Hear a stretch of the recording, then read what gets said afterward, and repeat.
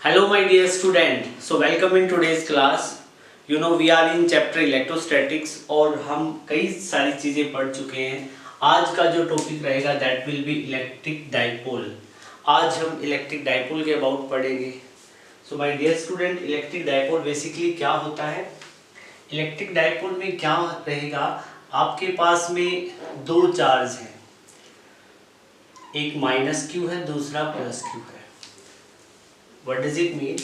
आपके पास में जब दो चार्ज जिनका मैग्नीट्यूड क्या हो, इक्वल, और नेचर क्या हो, अपोजिट, और दोनों चार्ज के बीच में जब डिस्टेंस क्या हो जाए, ये जो दोनों चार्ज हैं इनके जो बीच का डिस्टेंस कैसा हो, वेरी वेरी स्मॉल. आपके पास में दो चार्ज है, दोनों चार्ज के बीच में डिस्टेंस क्या है, वेरी वेरी स्मॉल है. तो ये जो अरेंजमेंट है, हम इस अरेंजमेंट को क्या बोलेंगे, हम कहेंगे कि ये जो ऊपर वाला कॉम्बिनेशन है, this one is electric dipole. So definition की बात करेंगे तो क्या होता है, it is just combination of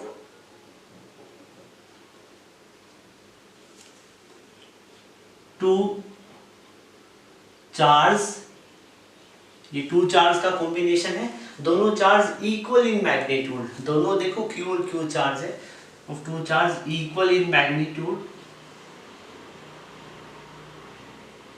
equal in magnitude but opposite in nature. और दोनों चार्ज कैसे होने चाहिए, नेचर में अपोजिट. एक पॉजिटिव रहेगा तो दूसरा नेगेटिव, नेगेटिव है तो क्या होगा, पॉजिटिव. और दोनों चार्ज होने क्या चाहिए, उनके बीच में डिस्टेंस क्या होना चाहिए, very very small, lying at very very close to each other, close to each other. Okay, so it is just combination की बजाय it is just system बोलो, it is just system, it is just system of two charge. मतलब क्या है, दो charge जिनका magnitude equal हो, nature opposite हो, दोनों को कम से कम डिस्टेंस पे रखा जाए, तो इस कॉम्बिनेशन को हम क्या बोलेंगे बेटा, इलेक्ट्रिक डाइपोल. फॉर एग्जांपल हम देख सकते हैं, यहाँ पे आप लिखो लाइक मेरे पास क्या है, एक चार्ज है +1 माइक्रोकूलम का, दूसरा चार्ज है मेरे पास -1 माइक्रोकूलम का, और दोनों चार्ज के बीच का जो डिस्टेंस है, सपोज करो दोनों चार्ज के बीच का डिस्टेंस है दैट इज 2 mm. 2 mm काफ़ी स्मॉल डिस्टेंस होता है.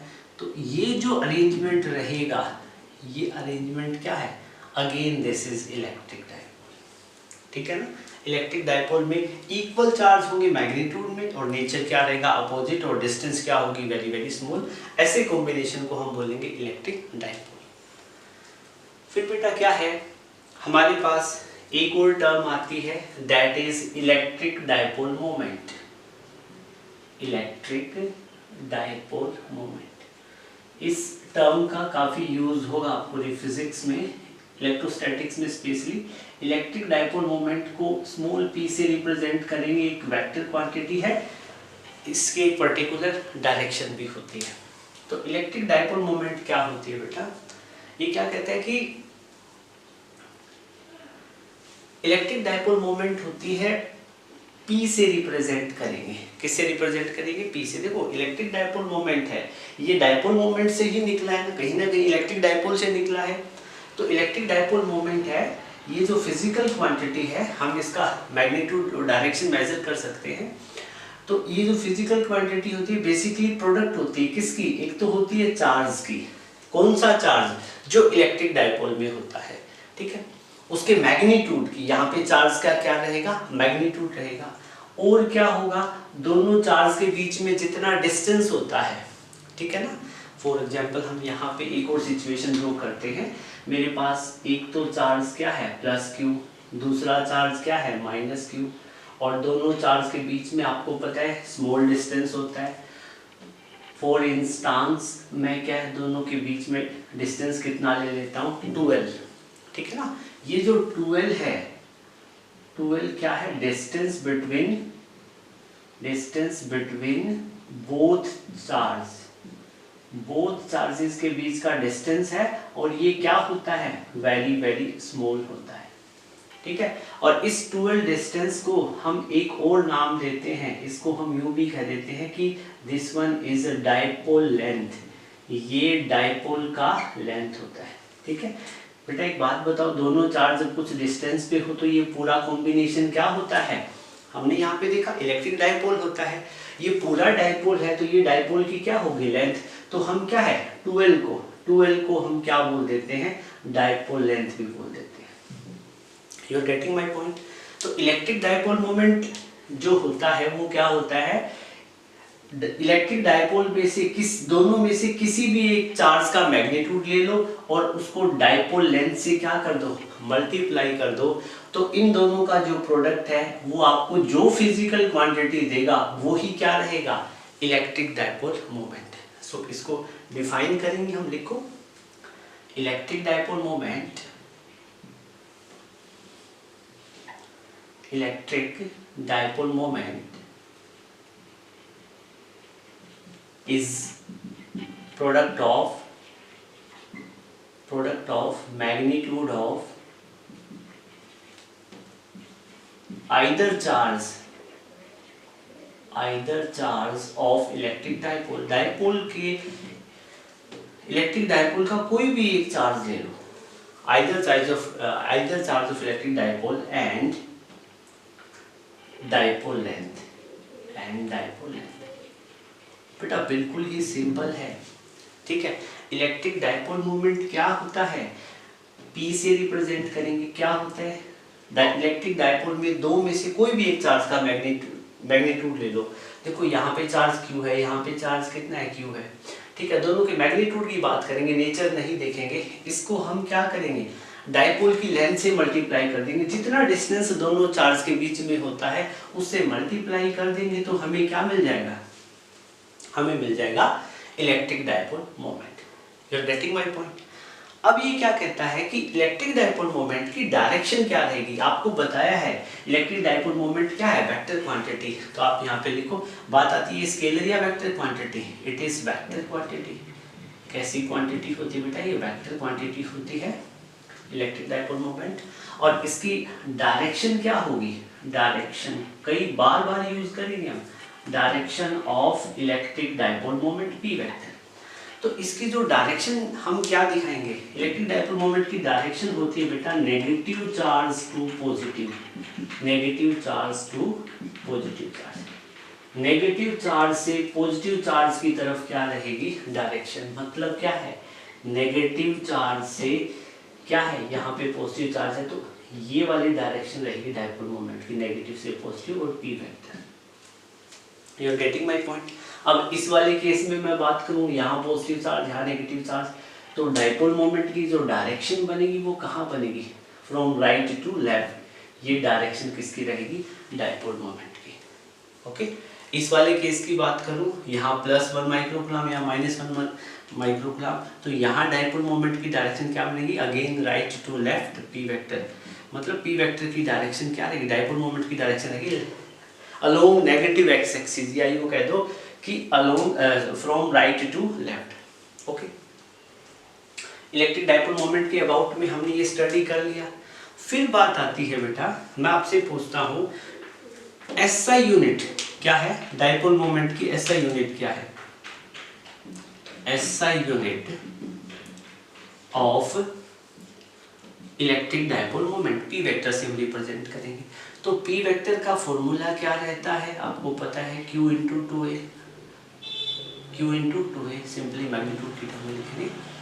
चार्ज को मेजर किस में करेंगे हम, कूलाम में, और सॉरी डिस्टेंस कितना हमने, डाइपोल का लेंथ होता है ना 12, तो आप इसको 12 लिखो, कई बुक 2A लिख देगी, कोई फर्क नहीं पड़ता, 2L लिखो, 2X लिखो, 2A लिखो, 2L, जो भी है आपकी चॉइस है। चार्ज को मेजर करेंगे कूलाम में, 12 डिस्टेंस है, इसको मेजर करेंगे मीटर में।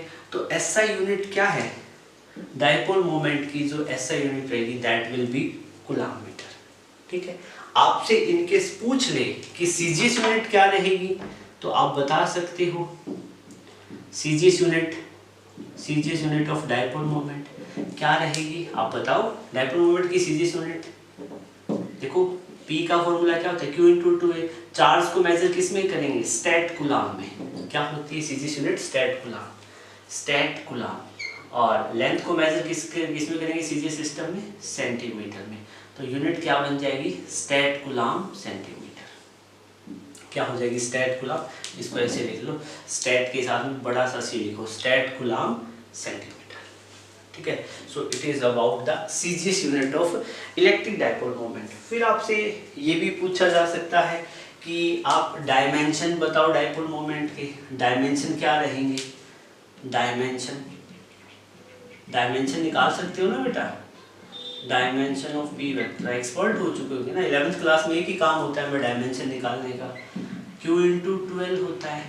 ठीक है, चार्ज के डायमेंशन क्या होते हैं, 80, हम पहले डिस्कस कर चुके हैं इनिशियल लेक्चर में। ठीक है, चार्ज के डायमेंशन क्या होते हैं, 80। लेंथ 2 का तो कोई डायमेंशन है नहीं, डायमेंशन लेस कांस्टेंट है। L लेंथ का क्या है, L, तो डायमेंशन क्या हो जाएंगे 80L। चार्ज के डायमेंशन कहाँ से निकाले हमने, बता देता हूँ आपको, I is equal to Q by T. Q को क्या लिखेंगे, I इंटू टी। करंट का डायमेंशन एम्पियर, टाइम का टी, तो चार्ज के डायमेंशन क्या होंगे 80, इसलिए मैंने 80 लिखा। Okay, so my dear student, it was all about the basic introduction of electric dipole and electric dipole moment. आप वीडियो को पॉज करके नोट करें या स्क्रीनशॉट लें, इसके बाद में हम आगे स्टडी करते हैं। सो बेटा अब इसके बाद में हम क्या स्टडी करेंगे, इलेक्ट्रिक लाइन ऑफ फोर्स या electric field line, electric lines of force due to electric dipole. मैंने आपको शायद इलेक्ट्रिक फील्ड लाइन जब करवाई थी उस टाइम ये बता दिया था। ठीक है, क्या होता है बेटा, सिंपल सा कॉन्सेप्ट है, आपके पास में दो चार्ज है, एक प्लस क्यू चार्ज है, दूसरा क्या है माइनस क्यू चार्ज है। दोनों क्या है, काफ़ी कम डिस्टेंस पे है, दोनों के बीच में डिस्टेंस क्या है, वेरी वेरी स्मॉल है। तो इनका कॉम्बिनेशन क्या कहलाएगा, इलेक्ट्रिक डाइपोल होगा।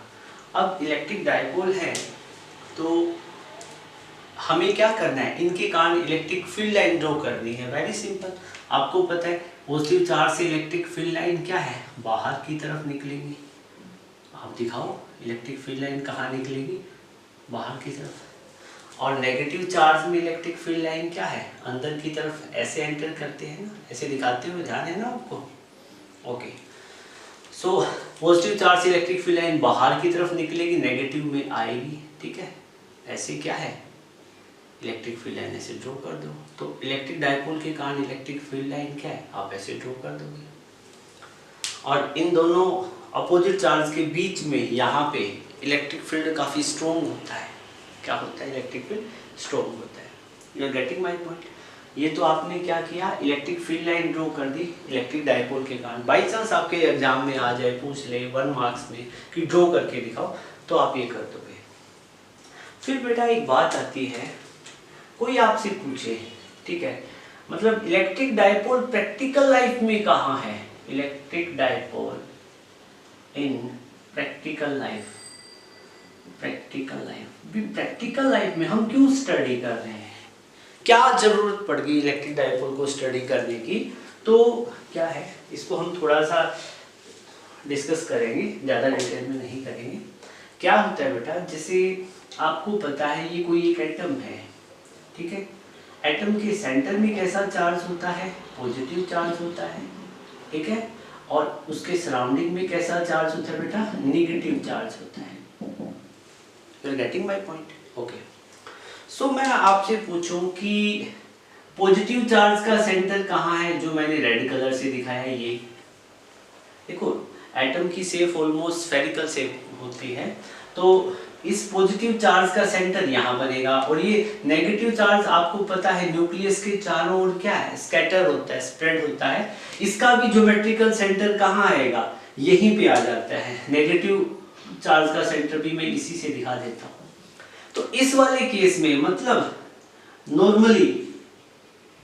नॉर्मली, ठीक है, मतलब जो एटम होता है, एटम में क्या होता है, centre of positive charge and negative charge coincide. मतलब ये नॉर्मली कोई एक न्यूट्रल एटम है तो उसमें क्या है, सेंटर ऑफ पॉजिटिव और सेंटर ऑफ नेगेटिव चार्ज क्या करता है, कोइंसाइड करता है। क्या करता है, कोइंसाइड कर जाता है। You are getting my point. But क्या होता है बेटा, अब ये तो मैंने एक एटम दिखाया है, ठीक है, मॉलिक्यूल्स में क्या है, एटम्स और भी ज्यादा होंगे, ठीक है।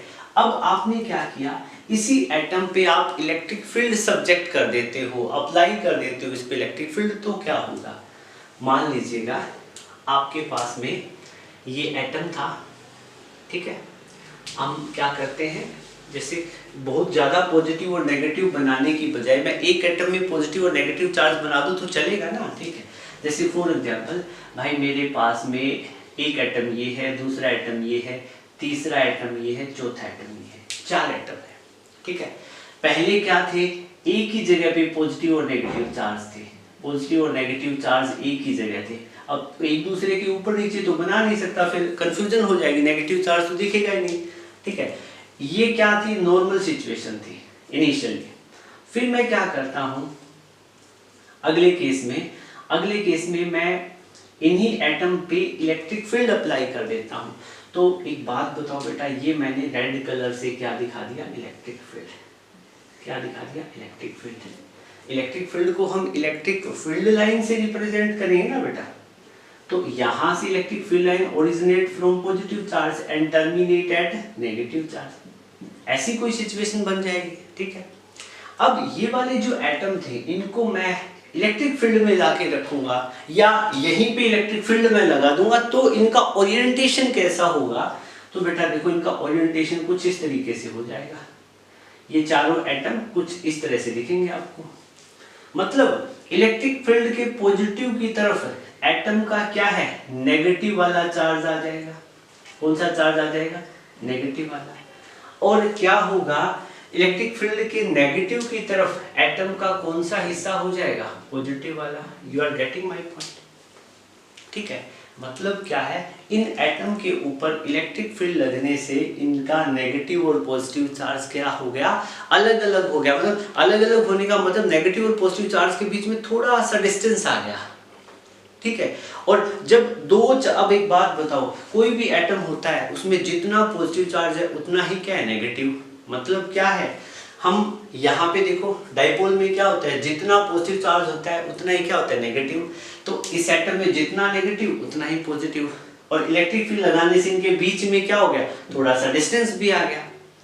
तो अब ये क्या कॉन्स्टिट्यूट करेंगे, they will constitute A electric dipole moment. ये क्या क्रिएट कर लेंगे हम, इलेक्ट्रिक डाइपोल मोमेंट। तो इलेक्ट्रिक डाइपोल मोमेंट, इसको इलेक्ट्रिक डाइपोल मोमेंट लिखो।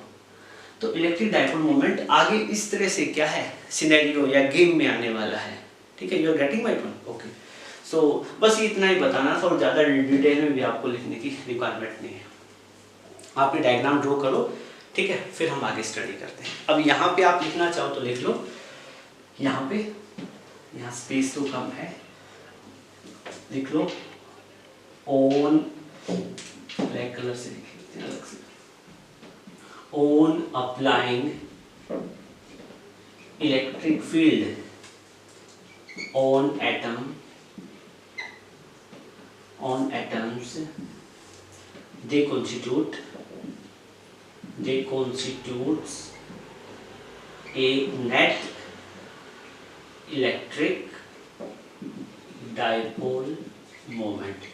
वो क्या है, एक नेट इलेक्ट्रिक डाइपोल मोमेंट क्या करेंगे, कॉन्स्टिट्यूट करेंगे। यहाँ पे दिख रहा है तो ठीक है, अदरवाइज मैं बोल रहा हूँ, आप लिख लो on applying electric field on atom they constitute A net electric dipole moment. उनका क्या हो जाता है, नेट इलेक्ट्रिक डाइपोल मोमेंट हो जाएगा। ये तो एटम्स क्या है, जब आपने इलेक्ट्रिक फील्ड लगवा रखा है तो उनका नेट सिचुएशन ऐसी रहने वाली है। नॉर्मली एटम ऐसा होता है, जब इलेक्ट्रिक फील्ड अप्लाई नहीं होता, इस केस में क्या है, electric field is equal to 0, no electric field. और यहाँ पे क्या है, इस नीचे वाली सिचुएशन में electric field is not equal to 0, ठीक है। वैसे तो क्या है, ऊपर वाली सिचुएशन में भी क्या है, इलेक्ट्रिक फील्ड क्या है, ऊपर वाली सिचुएशन में भी तो हमने इलेक्ट्रिक फील्ड अप्लाई नहीं करता है, 0 है। नीचे वाली सिचुएशन पे electric field not equal to 0 है, तो नॉट इक्वल टू 0 होगा तो क्या होगा, उनके पॉजिटिव और नेगेटिव चार्ज के बीच में एक डिस्टेंस क्रिएट हो जाएगा, जिससे क्या है, this the atom will constitute A net electric dipole moment. Okay, तो बेटा वीडियो को पॉज करके आप नोट करें, स्क्रीनशॉट ले, फिर पढ़ते हैं आगे। सो बेटा अब आफ्टर इलेक्ट्रिक डायपोल मोमेंट अब हम क्या करेंगे, इलेक्ट्रिक डायपोल मोमेंट का क्या है, एप्लीकेशन स्टडी करेंगे। एप्लीकेशन स्टडी करने का क्या मतलब है कि हम क्या करेंगे, जैसे for example first of all मेरे पास यहाँ पे दो चार्ज है, एक तो मेरे पास क्या है माइनस क्यू चार्ज है, ठीक है, और यहाँ पे माइनस क्यू चार्ज है, और दूसरा यहाँ पे कोई प्लस क्यू चार्ज है, ठीक है। प्लस पहले लिखो आगे पीछे लिखो कोई फर्क नहीं पड़ता, हमें क्या लेना है, एक कॉम्बिनेशन लेना है, ठीक है। दोनों चार्ज कैसे हैं, इक्वल है, अपोजिट है, और उनके बीच में स्मॉल डिस्टेंस है। हम कहोगे सर आपने तो लार्ज बना दिया, तो लार्ज क्या कि जब इनको ज़्यादा क्लोज बना देंगे तो हमें क्या है, जो चीज़ स्टडी करनी है उसमें काफ़ी कॉम्प्लिकेशंस आ जाएगा, ज्योमेट्री हमें स्टडी करनी है, ठीक, इसलिए मैंने थोड़ा डिस्टेंस पे दिखाया। रियलिटी में इनके बीच में क्या होता है, डिस्टेंस काफ़ी स्मॉल होता है, ठीक है। ये दो चार्ज है और दोनों चार्ज के बीच में कुछ डिस्टेंस है, सपोज करो इनके बीच में डिस्टेंस कितना है, जितना डायपोल का लेंथ रहता है, ठीक है। इनको नाम दे देते हैं, माइनस क्यू चार्ज को हमने कहाँ रखा हुआ है, पॉइंट ए पे रखा हुआ है, और प्लस क्यू चार्ज को कहाँ रखा है बेटा, पॉइंट बी पे रखा हुआ है, ओके। और ये जो इलेक्ट्रिक डायपोल है एक इसका मिड पॉइंट भी होगा, ठीक है। और इस डायपोल का जो लेंथ है, डायपोल का जो टोटल लेंथ है वो कितना है, डायपोल का जो लेंथ है बेटा दैट इज 12, कितना है 12। अब आपके माइंड में आ रहा होगा सर L क्यों नहीं लिया, एक्चुअली क्या है कि हमें इस 12 लेंथ का आगे जाके हाफ करना पड़ेगा, तो 12 का हाफ करेंगे तो L और L हो जाएगा, तो कैलकुलेशन में हमें इजीनेस हो जाएगी। अब मैं यहाँ पे L ले लेता तो फिर उसका हाफ करते तो L/2 फिर आगे क्या है, कॉम्प्लिकेशंस आ जाते हैं, इसलिए हमने क्या इसको 2L लिया है। ये स्टैंडर्डाइज फॉर्मेट है, किसी बुक में आपको 2A मिलेगा, कहीं 2L, कहीं 2X, तो कोई फर्क नहीं पड़ता। 2L क्या चीज़ है, डायपोल का लेंथ है, माइनस क्यू प्लस क्यू क्या है, डायपोल के चार्ज है। और हमें क्या करना है, ये जो डायपोल पे जो दोनों चार्ज हैं, इस चार्ज के कारण भी इलेक्ट्रिक फील्ड होगा, माइनस क्यू के कारण और प्लस क्यू के कारण, दोनों चार्ज क्या है, एक इलेक्ट्रिक फील्ड क्रिएट करेंगे, एक नेट इलेक्ट्रिक फील्ड क्रिएट करेंगे।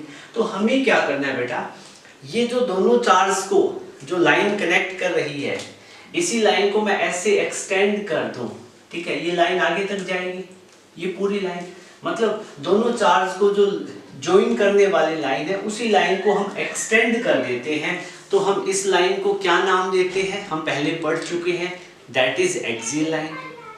ये क्या चीज है, एक्सियल लाइन है। और एक्सियल लाइन पे कहीं पे भी एक पॉइंट P हो सकता है, आप यहाँ जूम कर सकते हो, यहाँ जूम कर सकते हो, यहाँ कहीं पे भी एक्सियल लाइन पे एक पॉइंट जूम कर सकते हैं। बाय डिफॉल्ट हम पॉइंट P को क्या है, यहाँ ले रहे हो, यहाँ एक पॉइंट P है, और इस पॉइंट हमारा मेन टारगेट क्या है कि पॉइंट P पे इलेक्ट्रिक फील्ड कितना होगा, इलेक्ट्रिक फील्ड का मैग्नीट्यूड क्या होगा, ठीक है, हमें वो कैलकुलेट करना है। तो और डायपोल मोमेंट की टर्म में हम कैलकुलेट करेंगे। सो एक बात बताओ, ये दो चार्ज है, इस वाले चार्ज के कारण यहाँ इलेक्ट्रिक फील्ड होगा, इस वाले चार्ज के कारण यहाँ इलेक्ट्रिक फील्ड होगा, तो दोनों चार्ज के कारण एक नेट इलेक्ट्रिक फील्ड एग्जिस्ट करेगा, डेफिनेटली करेगा। हमें उस इलेक्ट्रिक फील्ड का अमाउंट कैलकुलेट करना है, मैग्नीट्यूड कैलकुलेट करना है, हमें इलेक्ट्रिक फील्ड इंटेंसिटी कैलकुलेट करनी है, ओके। सो बेटा अब मैं आपसे एक चीज पूछता हूं, देखो जो प्लस क्यू चार्ज है और माइनस क्यू चार्ज है, दोनों के कारण पॉइंट P पे इलेक्ट्रिक फील्ड होगा। माइनस पॉइंट A पे आते हैं, पॉइंट A पे माइनस क्यू चार्ज है, इसके कारण पॉइंट P पे इलेक्ट्रिक फील्ड की डायरेक्शन क्या होगी, हम यहाँ पे टेस्ला रखेंगे, Q नोट कहाँ मूव करेगा, माइनस क्यू वाले चार्ज के कारण देखेंगे, तो उस जब माइनस क्यू चार्ज के कारण हम पॉइंट P पे इलेक्ट्रिक फील्ड निकालेंगे तो इस वाले को एक बार भूल जाएंगे, ठीक है। तो माइनस क्यू चार्ज के कारण पॉइंट P पे टेस्ला रखेंगे तो वो कहाँ आएगा, इधर मूव करेगा, तो आप क्या करोगे, पॉइंट P पे माइनस क्यू चार्ज के कारण इलेक्ट्रिक फील्ड की डायरेक्शन क्या होगी, टुवर्ड लेफ्ट, ठीक है बेटा। सिमिलरली अब क्या है, हम प्लस जो B पे प्लस क्यू चार्ज रखा है उसके कारण क्या है, पॉइंट P पे क्या है, इलेक्ट्रिक फील्ड की डायरेक्शन फाइंड आउट करेंगे, तो Q नोट टेस्ला रखेंगे तो ये वाला प्लस क्यू इसको क्या करेगा, रिपेल करेगा, जो बी पे प्लस क्यू चार्ज रखा है इसके कारण इलेक्ट्रिक फील्ड की डायरेक्शन क्या होगी, टूवर्ड राइट। ओके, सो बेटा एक बात बताओ, पॉइंट पी पे जो नेट इलेक्ट्रिक फील्ड एग्जिस्ट करेगा वो क्या होगा, इन दोनों का एक रिजल्टेंट फील्ड होगा। क्या होगा, रिजल्टेंट होगा। एक सिचुएशन ऐसी होगी ना, जैसे ये तो एक ब्लॉक है, एक ब्लॉक पे कुछ फोर्स इधर लग रही है, कुछ फोर्स इधर लग रही है, ठीक है। इधर मान लो लग रही है कितनी, 10 न्यूटन, ओके, और इस साइड में लग रही है कितनी, 5 न्यूटन।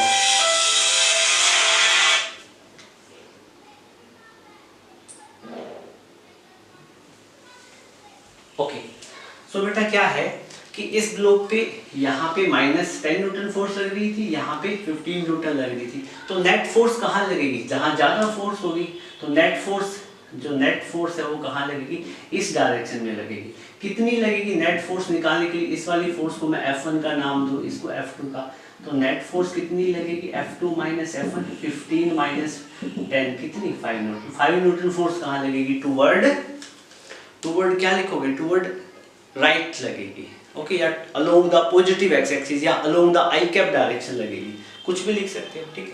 ये तो जस्ट मैंने आपको वैसी सिचुएशन समझा दी है, ये आपको नोट नहीं करनी है, ठीक है। तो अब हमारा जो मेन टारगेट है, हमारा मेन टारगेट क्या है बेटा, हमें पॉइंट पी पे नेट इलेक्ट्रिक फील्ड निकालना है। ओके, सो आप क्या लिखोगे, यहाँ पे लिखेंगे हम electric field intensity at P due to -Q charge के कारण पॉइंट P पे इलेक्ट्रिक फील्ड कितना था, E1। इसका मैग्नीट्यूड निकालेंगे, मैग्नीट्यूड लिख लेंगे E1, डायरेक्शन की बात नहीं करेंगे अभी, ठीक है।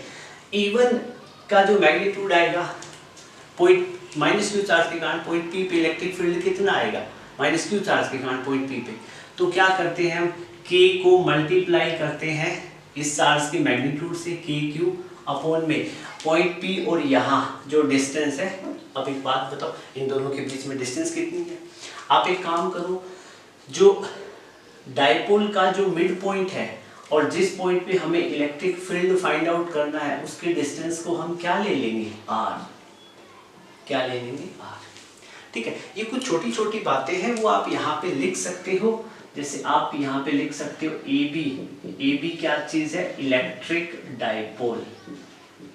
AB क्या है, इलेक्ट्रिक डायपोल। O क्या चीज है बेटा, mid point of electric dipole. Electric dipole का क्या है, मिड पॉइंट है, ठीक है। यहाँ पे स्मॉल 12 क्या चीज है, डायपोल लेंथ, डायपोल का लेंथ, ओके। फिर आप क्या कहोगे, P क्या है, P it is a point, ये वो पॉइंट है जब हमारा टारगेट है where electric field intensity EFI is to be calculated, ये वो पॉइंट है जहां पे हमें क्या करना है, इलेक्ट्रिक फील्ड इंटेंसिटी कैलकुलेट करनी है। You are getting my point, okay. So बेटा क्या है, हमें क्या करना है, और ये भी आप लिख दो, E1 क्या चीज है,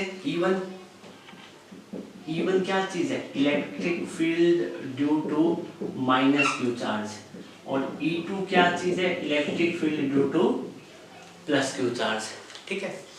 तो हमें क्या करना है, -Q और +Q चार्ज के कारण पॉइंट P पे इलेक्ट्रिक फील्ड फाइंड आउट करना है। ये थोड़ी सी नोटेशन आप लिख दोगे तो ज्यादा बेटर रहेगा, आपको दिक्कत नहीं होगी। -Q चार्ज के कारण पॉइंट P पे इलेक्ट्रिक फील्ड निकालना है, तो हम क्या करेंगे बेटा, K से मल्टीप्लाई करेंगे इस Q चार्ज को, और इन दोनों के बीच का डिस्टेंस देखेंगे। एक बात बताओ बेटा, ये वाला जो डिस्टेंस है, ये डायपोल का टोटल लेंथ 12 है, ये O मिड पॉइंट है, तो ये वाला डिस्टेंस कितना हो गया, L। You are getting my point, ठीक है। और आपसे कोई ये कहे कि A और P पॉइंट के बीच में डिस्टेंस कितना रहेगा, तो आप बता सकते हो, डेफिनेटली बता सकते हो। ये वाला डिस्टेंस L, तो ये वाला कितना हो गया, ये वाला भी L। अब आपसे पूछा है कि A पॉइंट और P पॉइंट, इन दोनों के बीच का डिस्टेंस निकालो। A और P के बीच का डिस्टेंस कितना होगा, इतना तो R है, ये कितना है, ये इतना तो क्या है R, और ये क्या है L, तो ये डिस्टेंस कितना हो गया, R + L। You getting my point. ये ड्रॉ करना जरूरी नहीं था नीचे वाला, वैसे मैंने बता दिया। तो ये जो वैल्यू बनेगी बेटा कितनी बनेगी, r प्लस एल। डिस्टेंस का हम क्या करते हैं, स्क्वायर करते हैं। ये माइनस क्यू पॉइंट पे क्या इलेक्ट्रिक फील्ड की वैल्यू आ गई। फिर आप इसको, ये एक वेक्टर क्वांटिटी है तो आप इसको, इसकी आपको डायरेक्शन लिखनी पड़ेगी। तो इलेक्ट्रिक फील्ड की डायरेक्शन क्या है, along PB, along PB. Direction रहेगी टूवर्ड लेफ्ट या अलोंग पीबी। इतना लिख दोगे सफिशिएंट है, ठीक है। फिर उसके बाद में हम क्या करेंगे बेटा, प्लस क्यू चार्ज के कारण पॉइंट पी पे क्या फाइंड आउट करेंगे, इलेक्ट्रिक फील्ड फाइंड आउट करेंगे। तो बेटा अब हम प्लस क्यू चार्ज के कारण पॉइंट पी पे इलेक्ट्रिक फील्ड निकालेंगे। तो लिखेंगे यहाँ पे electric field intensity eight P due two plus Q. और प्लस क्यू के कारण जो पॉइंट पी पे इलेक्ट्रिक फील्ड है उसको हमने E2 का नाम दिया है। प्लस क्यू चार्ज के कारण पॉइंट पी पे E2 इलेक्ट्रिक फील्ड होगा, उसकी डायरेक्शन क्या होगी, अलोंग बीपी प्रोड्यूस्ड, ठीक है। सो उस इस वाले चार्ज के कारण यहाँ पे पॉइंट पी पे इलेक्ट्रिक फील्ड कितना होगा, क्या करोगे, के से इस वाले चार्ज को मल्टीप्लाई करोगे और इन दोनों के बीच का जो डिस्टेंस है उसके स्क्वायर से डिवाइड कर दोगे। इन दोनों के बीच का डिस्टेंस कितना बनेगा बेटा, देखो ये टोटल डिस्टेंस r है, इतना l है, तो बचा हुआ डिस्टेंस कितना हो गया, ये r minus l। This is pretty simple ना, ठीक है। सो क्या है, आप क्या करोगे, मल्टीप्लाई कर दो प्लस क्यू चार्ज को के से अपॉन में इनका डिस्टेंस इन दोनों के बीच का कितना, r माइनस l का होल स्क्वायर, और इसकी डायरेक्शन क्या बनेगी बेटा, E2 इलेक्ट्रिक फील्ड के along BP produce, along BP produce. You are getting my point, ठीक है। अब मैं आपसे पूछूं कि पॉइंट P पे नेट इलेक्ट्रिक फील्ड कितना होगा, तो दोनों को हमें एक दूसरे से सब्ट्रैक्ट करना पड़ेगा और हमें ज्यादा में से कम सब्ट्रैक्ट करना पड़ेगा, मतलब नेट इलेक्ट्रिक फील्ड किस डायरेक्शन में होगा। अब देखो एक बात बताओ, माइनस क्यू चार्ज के कारण भी यहाँ इलेक्ट्रिक फील्ड है और प्लस क्यू के कारण भी इलेक्ट्रिक फील्ड है, ज्यादा किसके कारण है, ज्यादा तो प्लस क्यू के कारण होगा ना, क्योंकि इसके नियर बाई तो यही है, ठीक है ना। देखो दोनों चार्ज सेम है तो मैग्नीट्यूड का, तो इलेक्ट्रिक फील्ड का फॉर्मूला क्या होता है, इलेक्ट्रिक फील्ड का फॉर्मूला होता है KQ अपॉन में R स्क्वायर। दोनों के लिए चार्ज का मैग्नीट्यूड सेम, K की कांस्टेंट दोनों के लिए सेम। अब रोल किसका रहेगा, डिस्टेंस का, तो डिस्टेंस कम किससे, प्लस क्यू से ज्यादा, तो इस प्लस क्यू चार्ज के कारण यहाँ पे इलेक्ट्रिक फील्ड ज्यादा होगा, तो क्लियरली क्या हो जाएगी, E2 इलेक्ट्रिक फील्ड क्या हो जाएगा, ज्यादा हो जाएगा। सो आप क्या लिखोगे, सिंस जो E2 इलेक्ट्रिक फील्ड है उसका मैग्नीट्यूड क्या है, E1 से ज्यादा है, मतलब magnitude of E2 electric field E1 से क्या रहेगा, ज्यादा रहेगा, ओके। या फिर आप इसको ऐसे लिख सकते हो, E2 बड़ा होगा किसी E1 से, मोड लगाओ तो ठीक है, ना लगाओ तो भी चलेगा, ठीक है। सो क्या लिखोगे, net electric field intensity, electric field ही होता है, एट P पे नेट इलेक्ट्रिक फील्ड कितना होगा, हम कहेंगे E होगा, तो E को क्या लिखोगे, E2 माइनस E1, क्योंकि ज्यादा में से कम इलेक्ट्रिक फील्ड को क्या कर देंगे, माइनस कर देंगे, ठीक है। और इसकी वैल्यू पुट कर लो, E is equal to, E2 की वैल्यू कितनी है बेटा, E2 की वैल्यू ये आ जाएगी KQ अपॉन में R माइनस L का होल स्क्वायर, माइनस में E1 कितना है, KQ अपॉन में R प्लस L का होल स्क्वायर, ठीक है। ये आपके पास नेट इलेक्ट्रिक फील्ड का मैग्नीट्यूड है, डायरेक्शन हमने यहाँ पे नहीं लिखी है, ठीक है। अब हम क्या करेंगे, नेक्स्ट स्टेप में इसको थोड़ा सा और सोल्व कर देंगे, ठीक है बेटा। देखो नेक्स्ट स्टेप में, अब यहाँ पे E इज इक्वल टू यहाँ से, ठीक है, कॉमन ले लो, आप क्या कॉमन ले सकते हो, KQ अपॉन में क्या बचेगा, 1 अपॉन में R माइनस L का होल स्क्वायर, माइनस में 1 अपॉन में R प्लस L का होल स्क्वायर। बिल्कुल इजी डेरिवेशन है, इसमें कहीं पे भी डिफिकल्टी आने का तो सवाल ही पैदा नहीं है, ठीक है। KQ, अब आप क्या है, इसको सोल्व करो, एलसीएम ले लो, ठीक है, एलसीएम ले लो, R माइनस L का होल स्क्वायर और क्या लिख दो, R प्लस L का होल स्क्वायर, ठीक है, दोनों को लिख लिया। फिर जब एलसीएम लेके करेंगे तो R माइनस L से R minus L cancel out हो जाएगा, यहाँ पे क्या बचेगा, R plus R plus L का होल स्क्वायर माइनस में आर प्लस एल से R plus L cancel out हो जाएगा, तो बचेगा क्या, आर माइनस एल का होल स्क्वायर। ओके, अब बात आती है बेटा कि नेट इलेक्ट्रिक फील्ड कितना होगा, के क्यू। ठीक है, अब इसका स्क्वायर ओपन करोगे, ठीक है, तो ऊपर क्या बचेगा, स्क्वायर ओपन करो, कितना, आइडेंटिटी है ए प्लस बी की, ए आर स्क्वायर प्लस में एल स्क्वायर प्लस में 2RL। ओके, फिर माइनस में यहाँ पे क्या होगा, R square plus L square minus 2RL, ये ए माइनस बी वाली आइडेंटिटी है, बिल्कुल सिंपल है, कुछ है ही नहीं। अब a minus B A plus B, इसको क्या लिख देंगे, ए स्क्वायर माइनस में बी स्क्वायर, और इन दोनों का क्या है, स्क्वायर है, दोनों का क्या है, स्क्वायर है। बेटा ये आइडेंटिटी याद है ना आपको, a माइनस बी और a प्लस बी है, तो इसको a square minus B square लिख सकते हैं, इसका स्क्वायर हो तो क्या हो जाएगा, इसका स्क्वायर हो जाएगा। क्लास 10th में हमने इसको अच्छे से पढ़ा है। ठीक है, फिर क्या करेंगे, इस माइनस के सिंबल को क्या है, ओपन कर देंगे, ये ब्रैकेट को ओपन करेंगे तो ये माइनस हो जाएगा, ये भी क्या हो जाएगा माइनस, ये क्या हो जाएगा प्लस, फिर हम क्या कर देंगे, कैंसिल आउट। ठीक है, क्या कर देंगे, कैंसिल आउट कर देंगे, तो कैंसिल आउट करो, आर स्क्वायर से आर स्क्वायर, एल स्क्वायर से एल स्क्वायर। ओके, सो बेटा अब अपने पास फाइनली बचेगा क्या, मैं अब आपने क्या है, वीडियो को पॉज करके आप इसको नोट कर सकते हो। ठीक है, आप एक बार स्क्रीनशॉट ले लो। ओके, होपफुली आपने ले लिया होगा। ठीक है, अब मैं इसको रब कर देता हूँ। ठीक है बेटा, अब क्या है कि हम इसको आगे सोल्व करेंगे,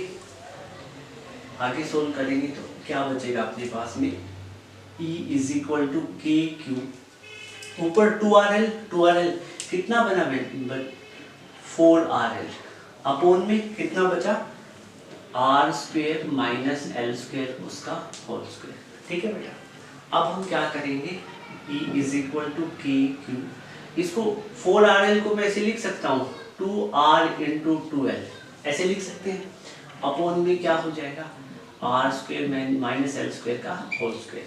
फिर बेटा एक बात बताओ, मैं Q इंटू 2L को कंबाइन कर सकता हूँ ना।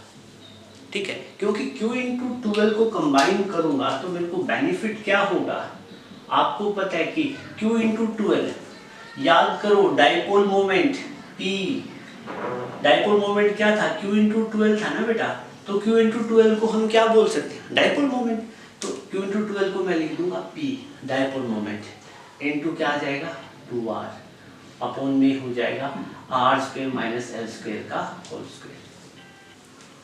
ठीक है बेटा, अब हम और क्या करेंगे नेक्स्ट, इसमें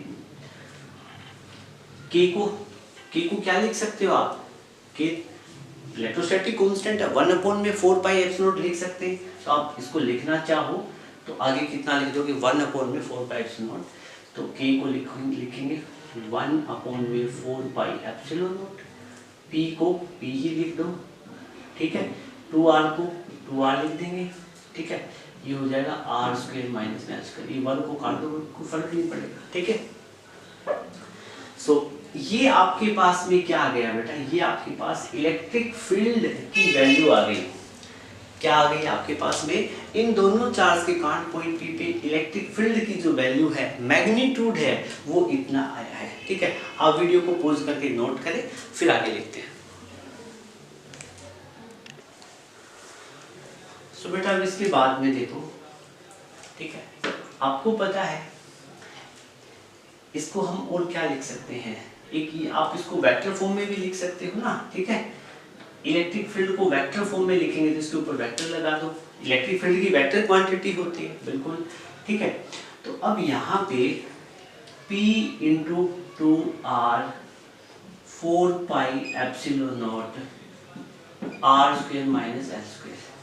ठीक है बेटा, एक बात बताओ, यहाँ पे इलेक्ट्रिक फील्ड की डायरेक्शन कौन सी आ रही है, नेट इलेक्ट्रिक फील्ड। देखो पॉइंट P पे माइनस क्यू चार्ज के कारण इलेक्ट्रिक फील्ड इधर था, प्लस क्यू के कारण उधर था, ज्यादा इलेक्ट्रिक फील्ड प्लस क्यू के कारण उधर था, प्लस क्यू चार्ज के कारण था, तो नेट इलेक्ट्रिक फील्ड क्या आया, टूवर्ड राइट आया। ठीक है, तो नेट इलेक्ट्रिक फील्ड की डायरेक्शन कहाँ होगी, टूवर्ड राइट।